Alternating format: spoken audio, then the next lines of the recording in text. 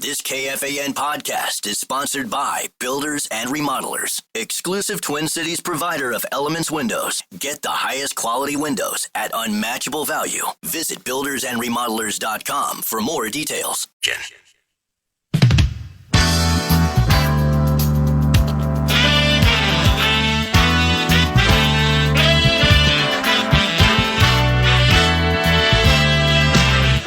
It's almost that time again. Come join us at the 2025 Minnesota State Fair live from Carousel Park, presented by Mesh Besher and Spence. We will be broadcasting live through Labor Day. Come snag your favorite fan merch and learn about your shot to be the Mesh Besher and Spence Rube of the Day and win a prize pack. Get the full details now at KFAN.com /calendar. Well, looky here. It's the Learned Scribe. It's Ben 3-2. Hey, looky here. It's the Learned Scribe. It's Ben Goessling from the Star Tribune and StarTribune.com. Weekly 9 to noon, even though it doesn't start until September. Well, I think by now people know how 9 to noon operates until we're told not to operate this way. Ben's segments will be sponsored by Standard Heating and Air, StandardHeating.com. They've picked up the Scribe-related freight for a couple of years now. We welcome them back to the Covenant. Doesn't begin until September, but you know what? Standard Heating and Air, we love you for thinking about us and thinking about Ben, and also taking part in the fan family. Isn't that just great, Ben? And good morning. It is great. It's good to have them back for another year. They've been a good partner.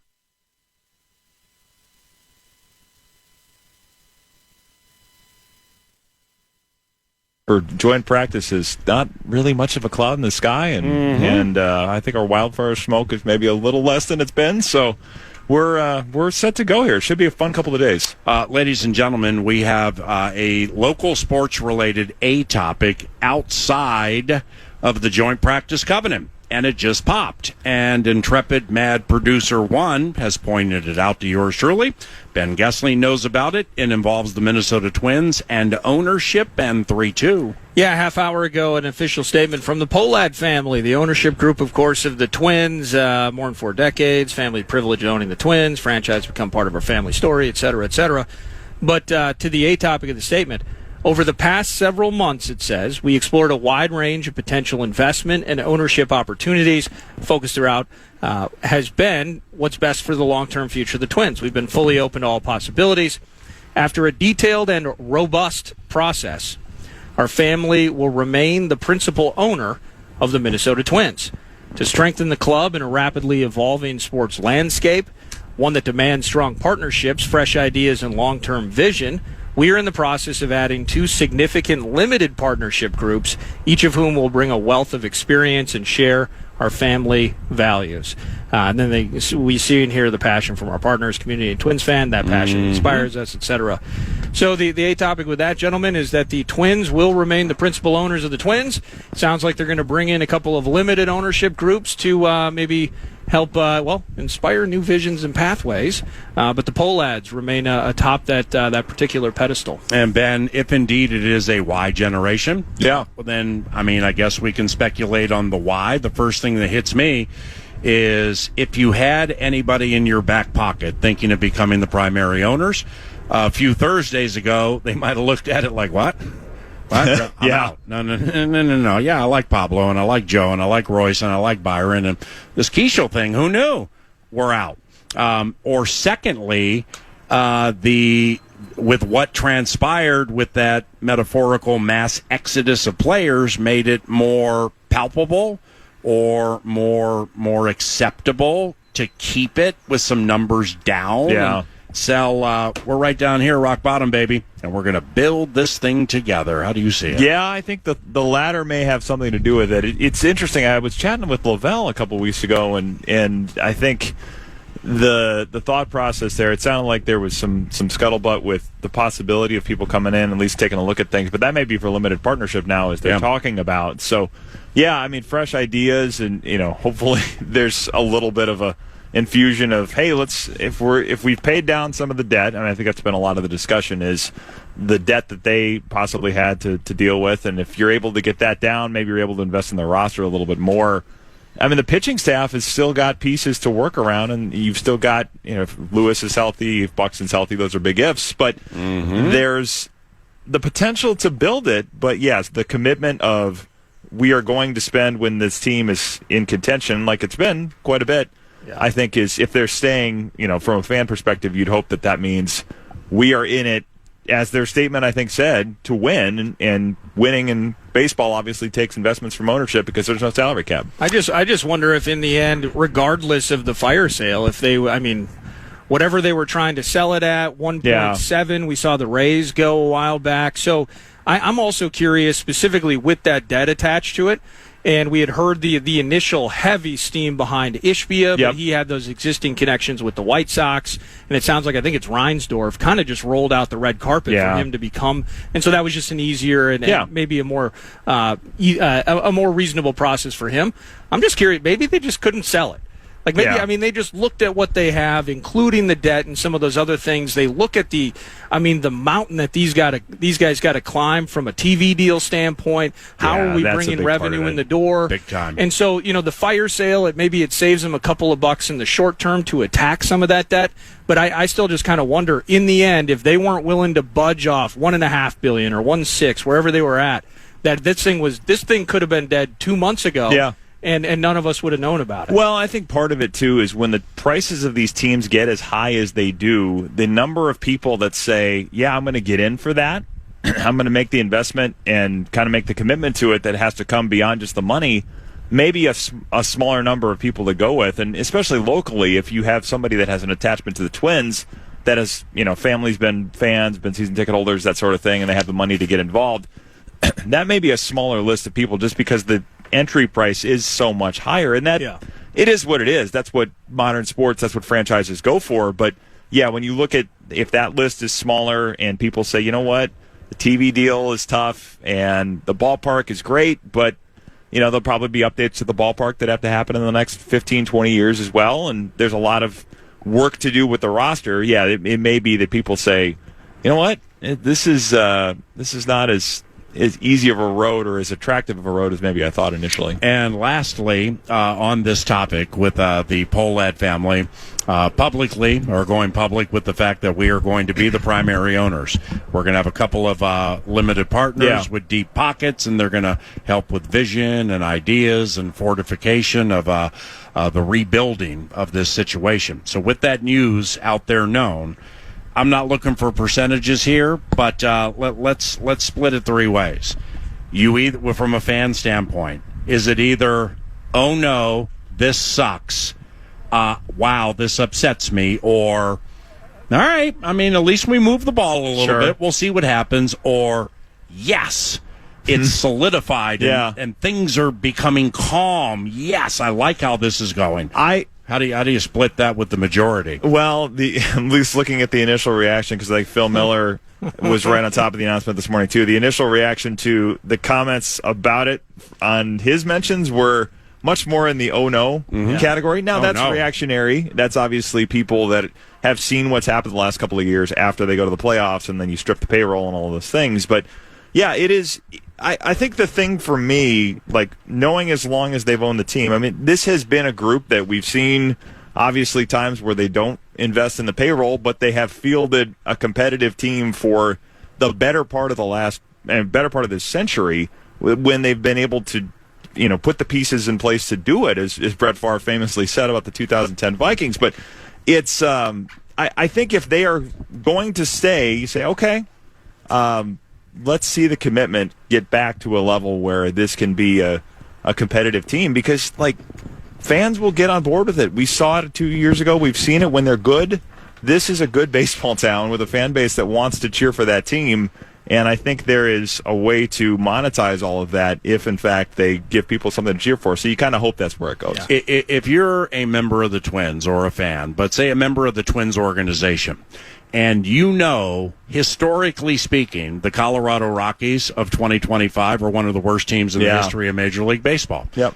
My heavens, their run differential's minus 360. You can take three teams with the worst run differential in Major League Baseball, add it up, and they're right there with the Rockies. Yeah.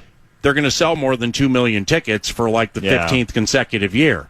So if you're with the Twins and ticket sales and marketing and all that, does that bug you? Because I don't think it should. Well, I think it probably just depends on the sports marketplace in the particular town, and I think that one, you probably have people vacationing out there too, more so than you'd have in Minnesota in the summertime, so that probably contributes to it. But it tells you there is something beyond the competitiveness of the team that's drawing people to the ballpark, right? And obviously that proves it when they've been that bad. But a lot of it for people is a baseball game in the summer. You're not typically that concerned with is the team competitive or not. It certainly helps. I mean, I covered a couple of Washington Nationals teams early in their tenure in that market that were awfully bad. They haven't built the fan base yet, but the attendance reflected the fact of how bad they were.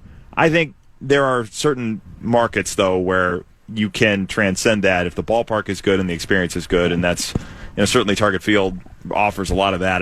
The Rockies may be a unique case because of summers in Colorado. Oh, go ahead. Well, I think they've lost all faith and trust from the fan base. Yeah. And so if how much do these limited partnerships opportunities have to do with, in the end, seeing the investment and feeling the material and substantial investment of it? I think, that pie is certainly, there are three parts of it, but maybe that smallest part is people that are excited for cheap tickets on the back end of seasons because it's September call-ups and they're a chance to go from the upper deck down to the Champions Club. So I just think you've taken that trust, you've taken that belief. You mentioned 2 years ago, you stopped on that when you don't reinvest. It felt like you had something there to be a contender in the American League, albeit it's not like they were in the ALCS, but in the end they're winning playoff games.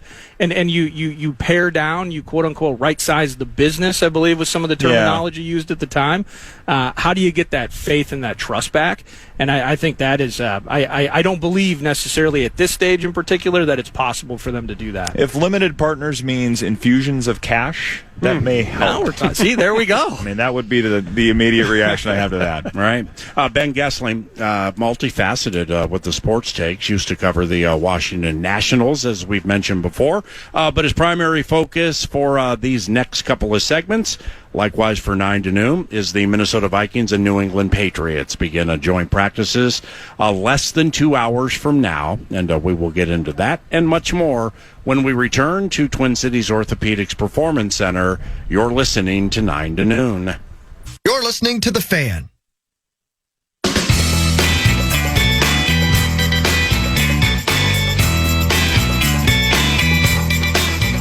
Fantasy Football Training Camp is back at Treasure Island Resort and Casino.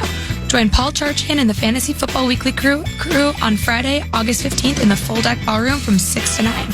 Enjoy elite fantasy football knowledge and your shot at winning the $1,000 grand prize.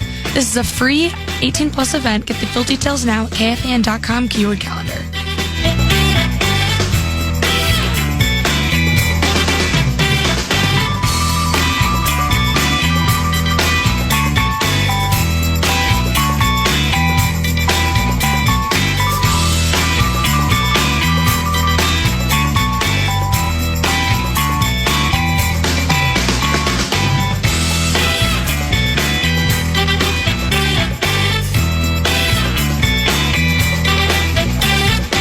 Minnesota Vikings head coach Brad Childress joins 9 to noon from the exclusive Vikings Radio Network perch about 1 hour from now.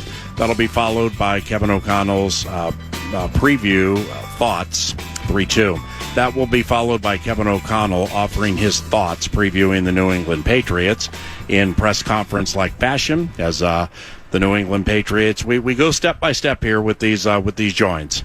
Step by step, it's first the equipment staffs for the adversary. The Patriots come out and they establish the trash cans around which the defensive linemen and offensive linemen can run.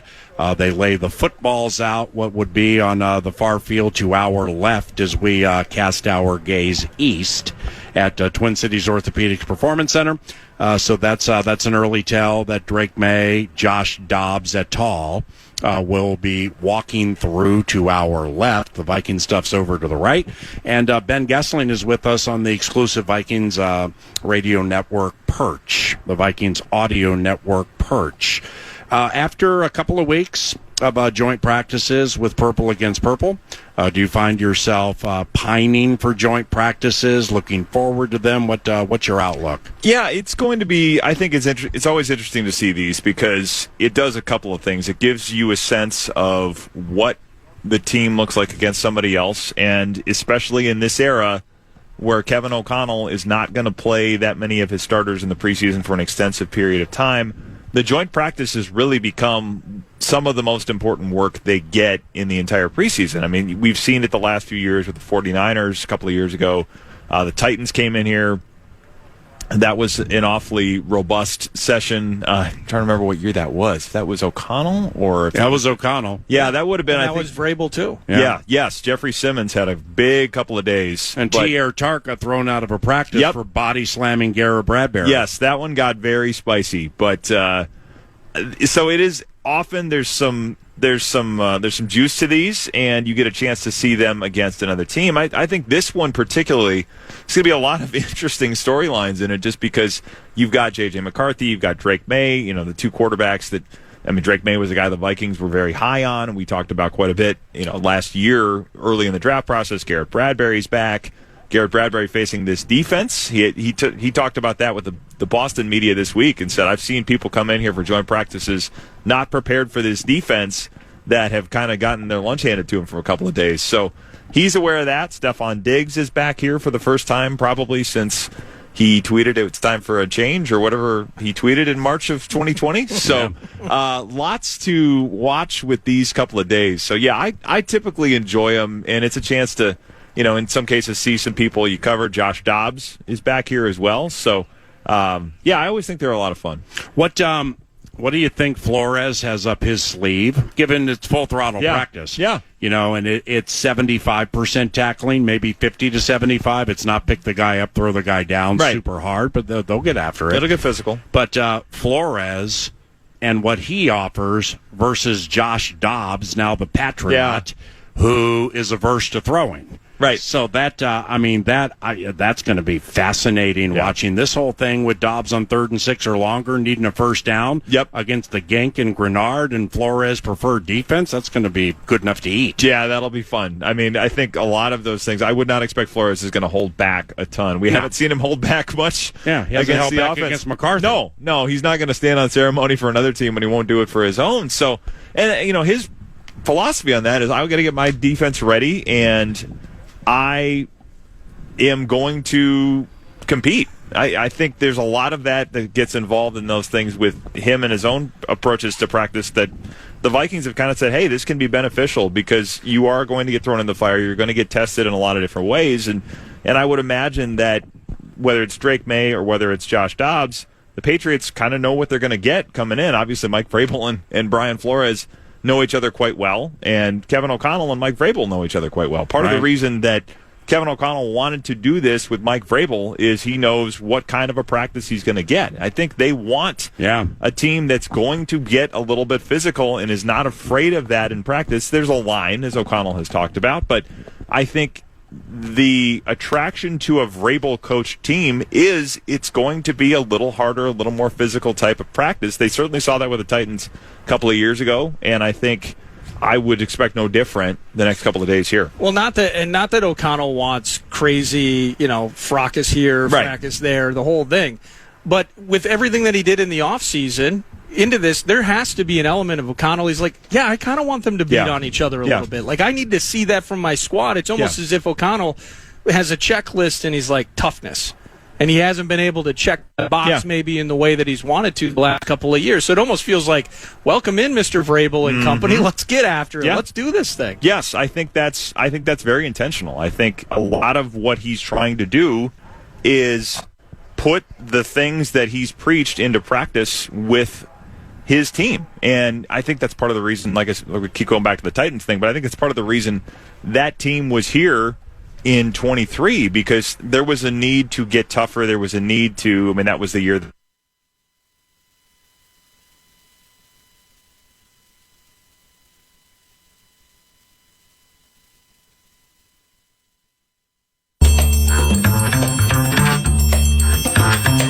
mouth is with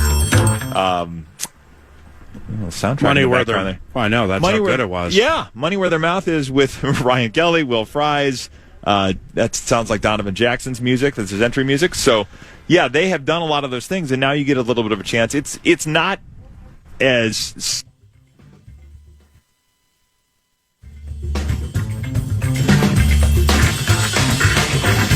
way, and you get a chance to see what your team looks like against that. Under the assumption 9 to noon very much still is on the radio, which would be the audio at FM 100.3 KFAN. I'm going to pose the next question, and it's going to be, you just mentioned money. Who gets the punt return job money? If you had to make a favorite, I put 3 in the starting gate yesterday. Lucky Jackson, Miles Price, and Silas Bolden. Mm-hmm. And I, in tepid fashion, lukewarm fashion, made Lucky Jackson the slight favorite. Yeah. Miles Price second, Silas Bolden third. How do you see it, and how you covering it? Yeah, I would say that read is about where I would be as well. I'm trying to think what they did the other day when they were taking live punts. I think Lucky Jackson was first on the list, and I believe Miles Price was second. I think some of it comes down to if you have somebody that you figure can do other things on the roster, maybe that becomes something that breaks a tie. If you feel like Lucky Jackson's going to be here anyway and you have to create a spot for another guy, I think that would push it towards Lucky Jackson, because I think he's very much going to be on the team. I think as a receiver, he's shown he's going to contribute. He's going to be a guy that gets first-team reps, especially with Jordan Addison out those first 3 games. So if you get to that point where you're like, hey, we've got 3, but if I keep one of these guys, it means I have another roster spot for somebody else. Whereas if it's somebody that I don't expect to be a contributor on offense, then you kind of have to make a roster spot for somebody. So I would put Lucky Jackson at the top of the list for the same reason. I think as you're getting into those decisions about, the 52, 53 spot on the roster, sometimes that can play into it. Is it too much of a stretch to proclaim, well, Rondale Moore, 80, 85, 90% was going to make the team? Yeah. As a receiver and a punt returner. Yep. So my read on it when we started talking about it Monday was where I think they're stuck is the guy who's going to return punts needs to have already been considered somebody who was on the team. Yeah. Or they got to jack with things a little bit, which I think they're going to do. Here's the proclamation. Lucky Jackson just makes the team, and he's the 5th receiver. They certainly can play the practice squad, middle of Saturday, elevate, put him back there. What do you think of that? Well, they could do that. I mean, you have to have somebody that you feel like is consistent enough, and you don't want to get into the thing of you run into elevations and do that the whole thing there. I suppose the other thing to keep in mind is Addison being suspended does buy them another spot for 3 weeks. Yep. So you could play that game. You have somebody up. You maybe end up putting them back in the practice squad, waiving them, trying to slip them through, then get them on the practice squad. That may help buy them a little bit of time that way too, where you don't really get into a roster pinch until perhaps closer to midseason, but you don't want to have a lot of changeover in a spot that I do think, everybody says, it's punt returner. It is, you want somebody you trust back there, because it is not hard for things to go sideways if you don't have somebody that's at least comfortable catching the ball, making the right decision on fair catches. It's a more difficult job, I think. The kick returner thing has changed because of the dynamic kickoff and making decisions there. But I think punt returner is a job where you can get yourself in a lot more trouble if you're not good at it and not consistent at it. So I think at least having somebody they trust on a week-in, week-out basis will be something they have to have. And, maybe you're trying to figure that out through that first part of the season with the Addison roster spot. But whatever they do, I think you want somebody consistently through the season that they don't have to worry about. So I asked PA about this just before you joined. Kind of a player that maybe you're looking forward to getting a chance to play above their weight class. And he actually mentioned Lucky, and I think that's one of the really good answers. I was looking at Xavier Scott at that running back spot, Gabe Murphy. Just when you put it in your head, Mekhi Blackman was another name that I mentioned just because I haven't seen much out of him. I know he's healthy, but how is he performing? Is there somebody that this week, when you get done with this, that you can dig a name out and it's like he got that chance against the 2s instead of the 3s, and it either worked or didn't? Well, I mean, Khalif Halassi has been a guy that has stuck out to me a little bit and has the 2 picks on Saturday. Those were not the highest degree of difficulty interceptions in the world, but A little pitch and catch. Yeah, a little bit. I mean, he's playing center field on the one, and the other one is a deflection. But as O'Connell talked about, tips and overthrows are something that they get a fair amount of in this scheme because of the way the pass rush affects the quarterback. So you have to make those plays. And he has gotten enough run with Theo Jackson at safety that I do wonder if he's going to push for a roster spot. In fact, I had him making the team in my first 53-man projection. Wow. So I am curious about him. Safety. As a safety, who can be used as a corner in a pinch. Which Flores loves. Hey. Flores loves the guy that can do both things. So I think they are taking a long look at him. I'm curious about him. Gabe Murphy would be the other one you mentioned. But Gabe Murphy was terrific on Saturday. And the way he has talked about just kind of missing that time last year and knowing that he needs to show out to make the most of it this year, it's a tough spot to make the team because you have Turner, you have Grenard, you have Van Ginkel. But if he continues to contribute the way he has and does it this week, you're putting enough things on film, especially if you're doing it in games, that other teams will notice, and that may tip things in the direction where he makes the team. I think he probably does if I had to pick right now, but that'd be another one. If he keeps it up, it's interesting to see where he fits into that mix. I got one for you.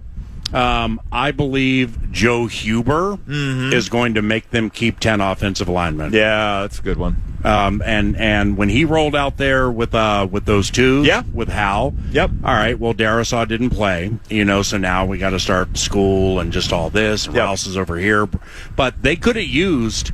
Well, technically, they had to use Brandell at right tackle. Yeah. They wouldn't have used Huber there.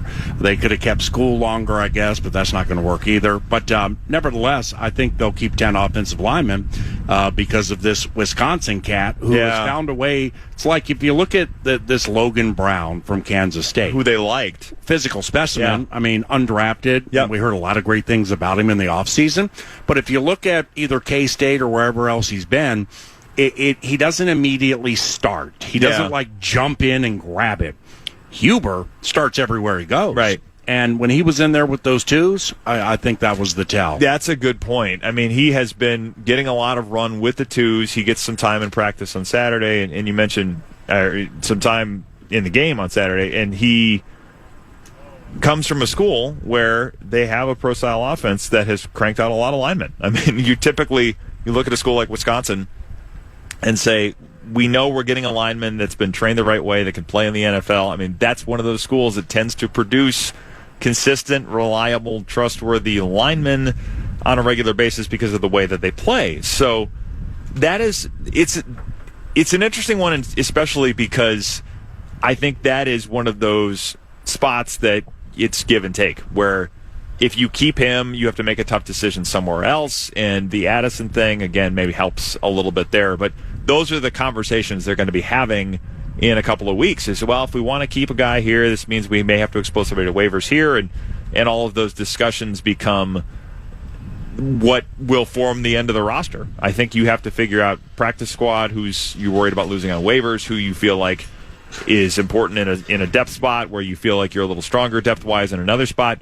All of those discussions end up determining what they do, and I think Huber is going to be very much in the mix of those discussions. Do you have any lean in terms of how Justin School has performed, or how the team overall? Because I'll admit it's a little bit of laziness on my part, but it's like, okay, School has a little bit of starting experience.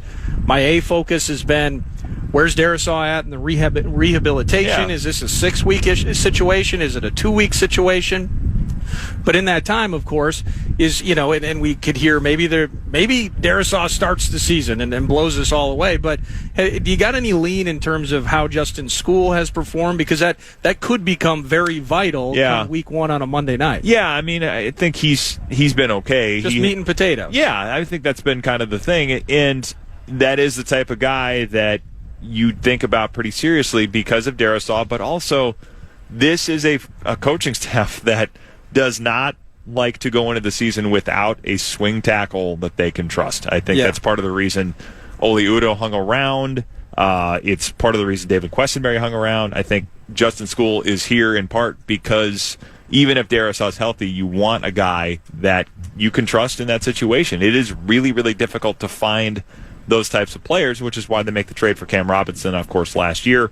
I think Darisaw, the way he has come along and the way I've heard people talk about him, I would bet he plays in the opener. I think I've heard enough to be optimistic about where that goes. I think that's fantastic. Kind of where things are trending, but you still, whether it's him or whether it's O'Neal, at some point somebody's probably going to get dinged up. Even if it's only for a few plays, you want somebody that you can throw in there and say, to borrow a baseball analogy, there's a runner on first and second. We need somebody to come in and get a couple outs here. Those people are important. It's not the most glamorous job, but I think that's part of the reason they got School, and I think that's a role on the roster they value quite a bit. When 9 to noon returns to the exclusive Vikings Radio Network perch overlooking the practice fields for the joints today between the Patriots and the Vikings, I will pose a question for the scribe that turned the producer of 9 to noon from mad producer to sad producer in that opening segment. It involves Dallas Turner, and we'll be right back.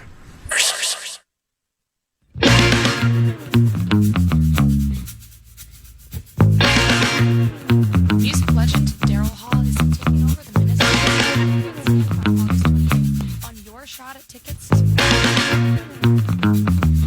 plus State Fair admission, check out KFAN.com keyword contest to see how you could win your way in today.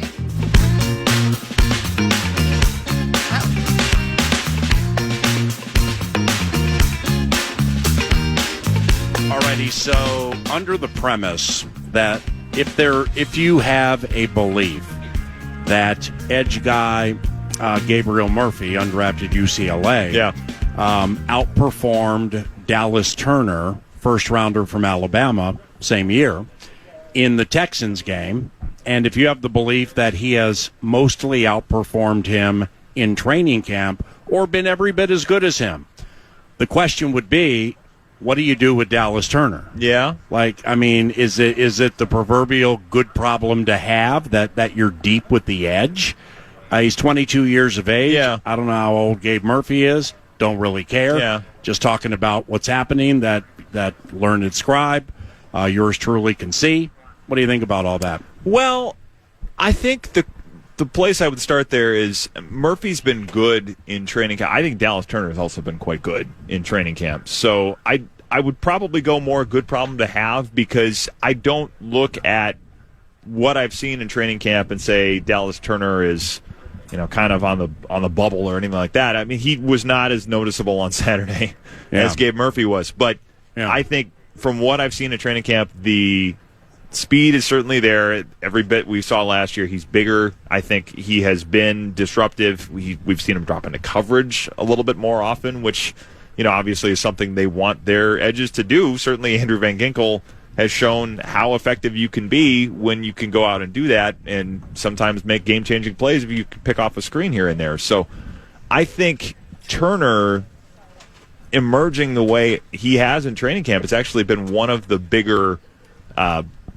of boons for them as we go through this, because if you have those three, and they've played together quite a bit, I think they actually were on the field, it was like their second most common combination to have all three of those guys, Turner, Van Ginkel, Grenard, on the field together last year on passing downs. So it is something I expect they'll do more, and if you have Murphy there too, if you have more people that are fresh and able to be disruptive late in the season, we've seen that for so many years, that if you can come at people in waves, it makes a huge difference. So I think I'd probably go good problem to have in the most of that question. Yeah. Well, the key to that for me then, though, is that means that you would see it similarly, that you need more snaps out of him, that there has to be. So if he's playing more, that's got to take some reps off of Van Ginkel. That has to take reps off Grenard. Yeah, it could. And they got to trust that to happen, right? Because, I think the evolution of Dallas Turner and playing so good in this camp, or as good in camp as you've noted,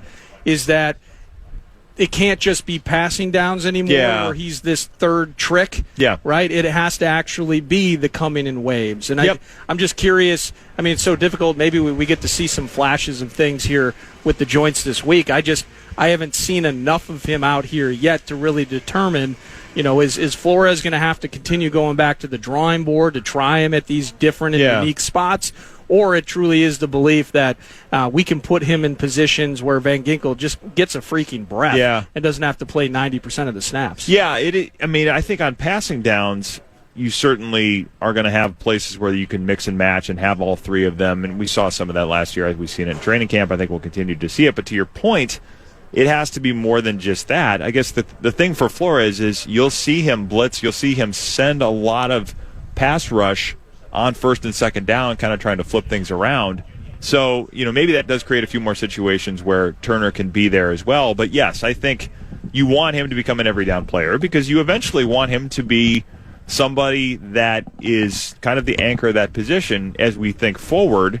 It's like you would like him to be as effective as you hope he can be as a first-round pick that they gave up a lot to get, because it means eventually when Grenard, Van Ginkel are in their early 30s or, even 32, 33 in Van Ginkel's case, and you're saying, we'd rather have somebody that's still on a rookie contract. I mean, those types of discussions come into it in a way that change your salary cap structure. It's easier to do that if Dallas Turner has become the every down force that you drafted him to be. So I think that type of development as you look forward is important as well. And I think seeing him, if it gives Van Ginkel a break at times, but also just seeing him move into a larger role that he can kind of own in the future is also important this year. If I missed this, I apologize. Is Jefferson practicing any of the next 2 days? I would be a little surprised. Yeah. He's been doing more, but we haven't seen him ramp up really in a way that would make me think he's going to be out here much. He was jumping around at that walkruh a couple of days ago. Like, hey, the hammy's good. Yeah, he's been excited. I mean, we've certainly seen a lot of that. He had his ruby red slippers on the other day, and he's been around a lot, and I think starting to do a little bit more just in some of the walkthrough stuff, and I think they've had him doing a little more on the side. I would be a little surprised if they have him on the field these next couple days. Why do you think they cut Brian Asamoah?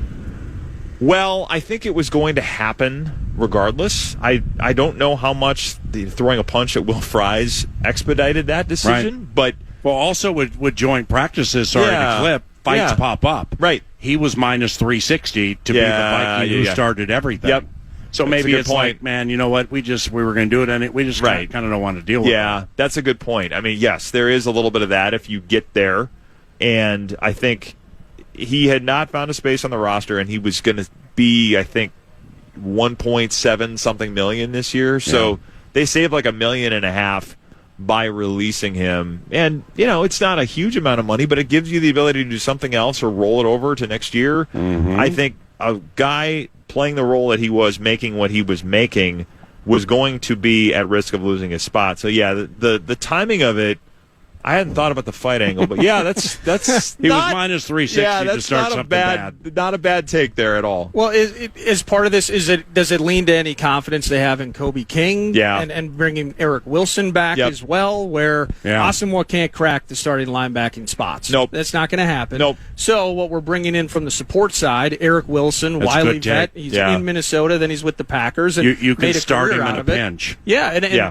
and then now Kobe King. I just don't know much about the cat, to be honest with you. Hasn't been a focal point of mine. You can't start him in a pinch. But there's got to be some confidence, at least at a base level, of doing special teams work. Yep, I think that's exactly it. I think they're excited about him on special teams, and I think he's gotten some second team run at linebacker as well. So we'll see if that evolves. I know Bursich is really excited about Kobe King. Yeah, but I think if you can replace those roles more cheaply, or in a way that you're just feeling a little bit better about, including Kobe King, a guy that Brian Flores picked out. Brian Asamoah is not. Brian Flores was not the defensive coordinator when they took him. So I think if you can do it, it makes people like Brian Asamoah expendable, and that's, I think, what we saw happen. Lastly, for the scribe, Ben Goessling, at Ben Goessling via the tweet machine. We have a newsletter in a couple of days, correct? Yes, we do. And a new Access Vikings podcast, I believe, that dropped yesterday.